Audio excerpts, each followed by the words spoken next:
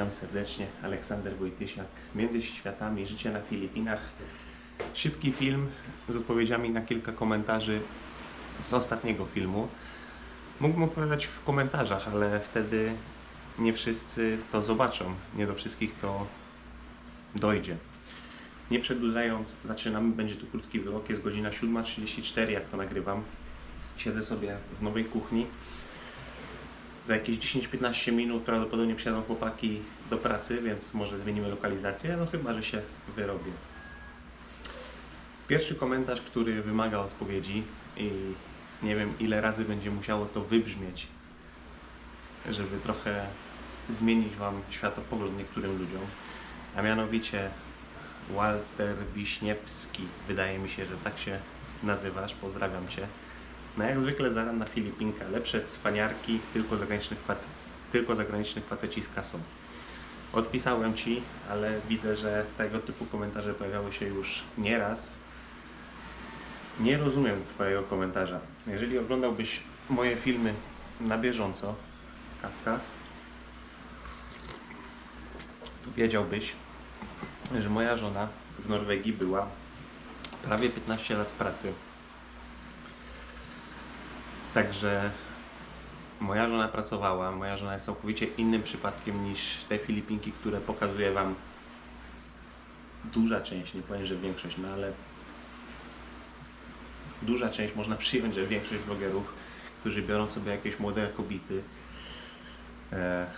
często bez ślubu żyją, to nie są nawet ich żony. Często te dziewczyny mają dzieci, często nigdy się żadną pracą nie zhańbiły i traktują ich jak bankomaty. Z moją żoną udało nam się kupić dom w Norwegii. Ten dom w Norwegii udało się kupić dzięki mojej żonie, bo ona pracowała na kontrakcie państwowym w Norwegii przez cały ten czas. Oni mają wizy pracownicze, żeby dostać się do Norwegii. Oni mają inną sytuację prawną, żeby dostać się do Norwegii. Więc moja żona cały ten okres pracowała na biało, na kontraktach i dzięki temu mogliśmy dostać kredyt w norweskim banku na dom, który sprzedaliśmy potem. Także moja żona, jak poleci do Norwegii w tym roku, to też pójdzie do pracy. Także moja żona jest po prostu innym przypadkiem i też nie obraziłbym się, jakbyś napisał w drugą stronę, że o, Polak wziął sobie Filipinkę, bo Filipinka ma ziemię, bo Filipinka ma jakąś inwestycję. Ten dom, który tutaj jest, moja żona zasponsorowała w 2017 roku, wybudowała go w 2017 roku za pieniądze z Norwegii. Moja żona też kupiła ziemię, ponad 2000 metrów, też była ta ziemia w innym vlogu. Także no to jest trochę inna sytuacja. Naprawdę trochę, no naprawdę zgoła inna sytuacja niż to, co większość vlogerów pokazuje. I uważam, że jest to komentarz nie na miejscu i ujmujący mojej żonie, która naprawdę w swoim życiu bardzo wiele pracowała i pracowała w różnych miejscach. I cały czas myśli, jakby tu zarobić więcej pieniędzy, a nie tylko brać od swojego męża. Na związek tak po prostu nie działa. Kolejny komentarz. Tomek Przybyliński. No widać ostre efekty, stropnie siedzieć podczas deszczu. No więc były dwa takie dni. Nie widzieliście tego jeszcze w vlogach, bo to są zaległe filmy, które muszę pomontować. Kiedy mocno padało w nocy. Padało tak mocno, zacinało przez jakieś 3-4 godziny. Strop nie przecieka, była dodawana do betonu chemia, która zmienia właściwości betonu, tak samo jak było w fundamenty też dawana ta chemia, żeby nie zasysało wody od dołu. Tak samo jest ze stropem. Jedynym miejscem, w którym może ewentualnie przeciekać, jest to połączenie drewnianego domu z betonowym stropem, ale w tym roku nic więcej nie zrobię, nie wymyślę, jak tylko zamówiłem po prostu dużą plandekę i przymontuję tam plandekę na górze, żeby była pewność, że nie będzie się lała woda do środka, przez tą szczelina czy lała kapały, bo to wtedy po ścianie by spływało i kapałoby tutaj, jest to nieobrobione, a nie będę tego obrabiał, bo to dodatkowa robota, bo w przyszłym roku planuję przecież zmieniać wygląd drugiego piętra. Także wszystko jest w porządku, Tomek, nie ma co się martwić, wyszło dobrze, jestem bardzo zadowolony. Cezary Norkiewicz, moja żona, moja żona, moja żona. Ta kobieta ma swoje imię, jak to słyszę, to wracają do mnie filmy z dzieciństwa o Indianach. Mój brat twarz. Rozumiem, że to jest wyraz szacunku, ale robisz filmy dla Europejczyków, musisz to pamiętać. Szczególnie przez szacunek dla osób, które Ciebie obserwują. Nie wiem, jak się do tego odnieść. No, każdy ma swoje życie, każdy się zwraca do swojej partnerki tak, jak chce. Wiele razy wspominałem o tym, że my z żoną na co dzień nie używamy, nie rozmawiamy z sobą po imieniu. Ona nie woła mnie Aleksander, ja nie wołam mnie Ernestine. Zawsze jest baby, baby, baby, baby. A jak się przedstawiamy gdzieś, no to wiadomo, że moja żona, mój mąż w towarzystwie. No i to też było bardzo ważne dla mojej żony, dla Ernestine, żeśmy wzięli ten ślub, żeby mogła ją przedstawiać nie jako swojego chłopaka, nie jako swojego narzeczonego, tylko jak coś, co jest po prostu, ma jakiś fundament. Jesteśmy po ślubie, ja jestem jej mężem, ona jest moją żoną. Po prostu było to bardzo ważne dla niej w jej kulturze. Nie spotkałem się z tym, żeby w Polsce było dla kogoś to tak bardzo istotne. Już i tak to zmieniłem, czasem mówię Ernestine, czasem mówię moja żona. Nie wiem, co mam wymyśleć, jakiś pseudonim, jak niektórzy youtuberzy, żeby przedstawiać swoją żonę. Po prostu mówię, na co dzień używamy baby, jak rozmawiamy ze sobą. Przejdę do następnego komentarza. O, ciocia Anna. Olek i Ernesti, trochę mało miejsca do przygotowywania posiłku. Ciociu, sama dobrze wiesz, ile miejsca jest u moich rodziców w domu w Łodzi, w kuchni. Mogę z całą stanowczością stwierdzić, że łazienka, którą tutaj zbudowaliśmy, jest większa niż kuchnia moich rodziców, jeżeli chodzi o powierzchnię.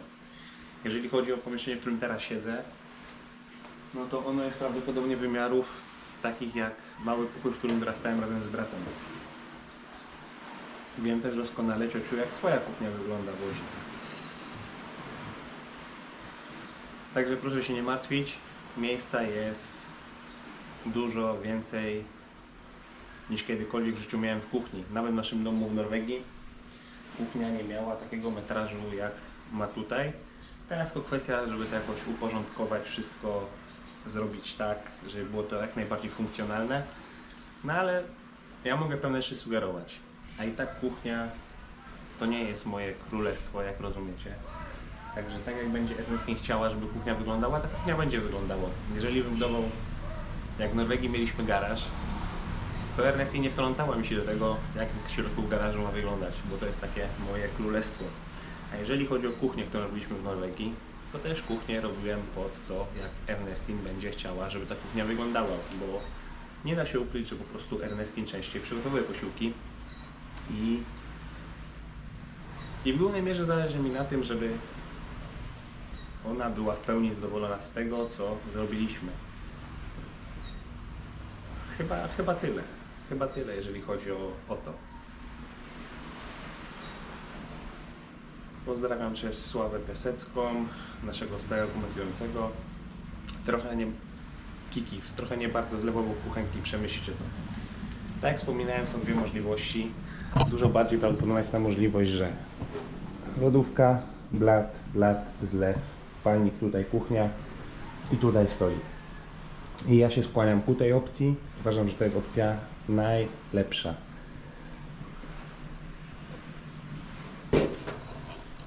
Jeszcze Ernestine ewentualnie rozważała jakąś małą wyspę tutaj po środku, ale to niepotrzebne. Będziemy tutaj stolik pod oknem, taki śniadaniowo-obiadowy, że będzie tutaj można jeść przy otwartym oknie z widokiem na morze. Alicja Halinka, pozdrawiam serdecznie Panią Osobę, szczególnie ładną żonę i od razu weekend stał się lepszy dzięki. Bardzo pozdrawiamy Cię serdecznie, Alicjo. Kolejna stała widzka, która pisze komentarze. Ewa Kozera, również Cię serdecznie pozdrawiamy. Artur Domagała.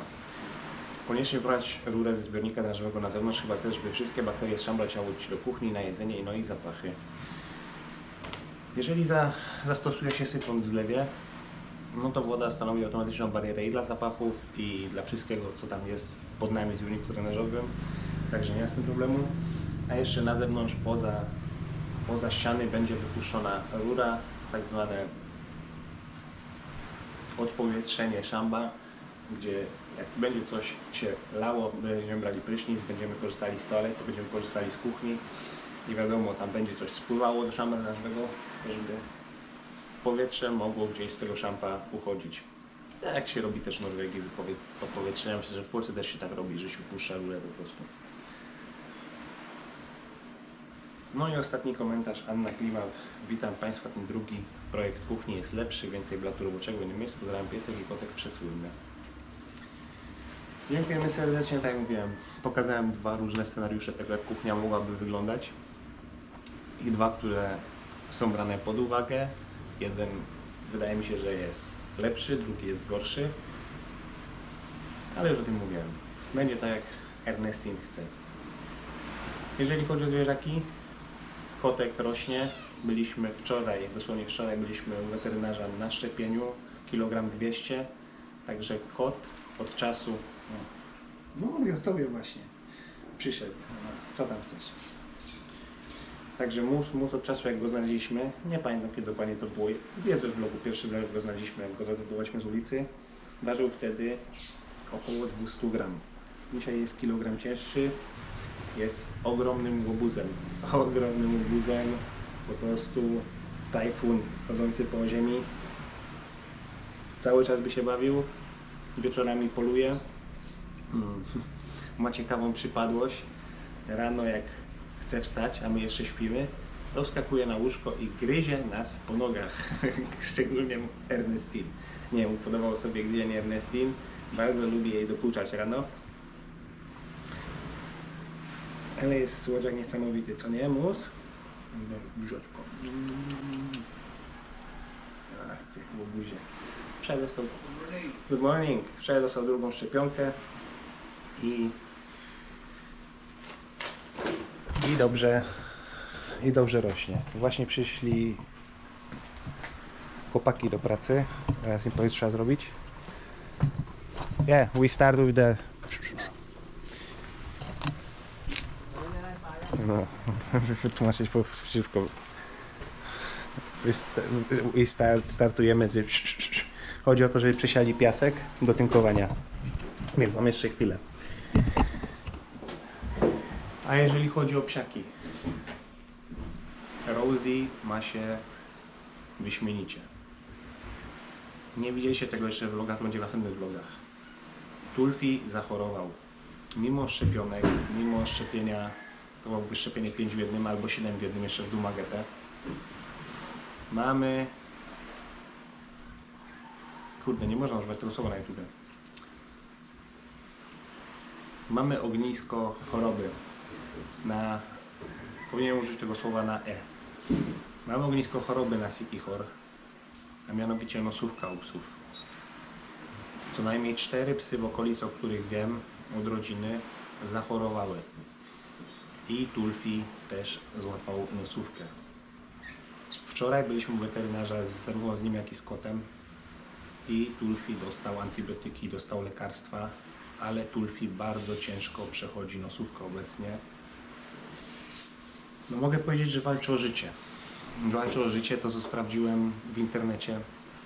Etap choroby, na którym Tulfi się obecnie znajduje, to jest ten ostatni etap, kiedy nosówka atakuje centralny ośrodek nerwowy, bo pojawiły mu się takie tyki na głowie, że pulsują mu mięśnie, takie regularne skurcze mięśni. No i to jest ostatni etap nosówki. Tulfi jest odizolowany od Rosie. Spałem dzisiaj i wczoraj z Tulfim w drugiej sypialni, żeby nie miał kontaktu z Rosie. Dostaje jedzenie, dostaje wodę w oddzielnej misce od Rosie, bo nosówka jest bardzo zaraźliwa. No i po prostu kluczowe 10 dni, kluczowe 2 tygodnie przed wylotem, czy jego młody organizm da sobie z tym radę. No bo teraz wszystko zależy od jego układu immunologicznego, czy on to wytrzyma, czy nie.